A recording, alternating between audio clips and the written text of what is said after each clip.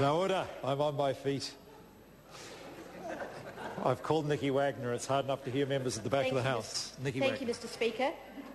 To the Minister of Social Development and Employment, what is the government doing to support young people in youth development programs? The Honourable Paula Bennett. Mr Speaker, last week we announced $250,000 from the Services for Young People Fund to support 21 youth programs across New Zealand.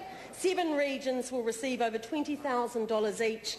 The Onehunga Father and Child Trust, Auckland City Matariki Youth, Kapiti Youth Support Trust are just a few organisations who have received this extra funding.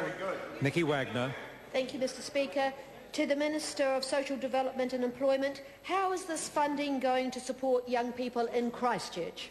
The Honourable Paula Bennett. Mr Speaker, I am pleased to let the member know that this extra funding will support a number of local youth initiatives, including support for young teen mums. The St Albans Youth Programme supports young mums to gain confidence and develop the skills they need to be the best parents for their children. Funding will also support developing youth community leadership. Jacinda Ardern. Supplementary to the Minister. Can the Minister confirm that the government's support for youth development programs has in fact decreased in this budget? If so, can she advise the House whether this will lead to further cuts similar to those we have already seen to providers of youth services such as the Youth Workers Network, NZARD, Youth Health Centres and Youthline, just to name a few?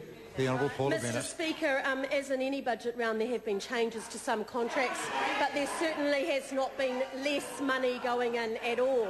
In fact, there's more. What the Ministry of Youth Development have been concentrating on is a range, reach and relevance initiative, which means that in the Ministry of Youth Development themselves, they're reaching twice as many young people with the same funding in the programs that they are doing. Chris Ockenvold. Thank you, Mr Speaker.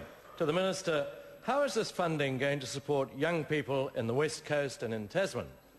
Honourable Paula Mr Bennett. Speaker, an extra $20,000 is going into local youth initiatives in Westport, Motueka and Greymouth.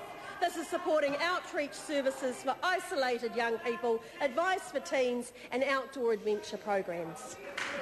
Question number 4, the Honourable Annette King.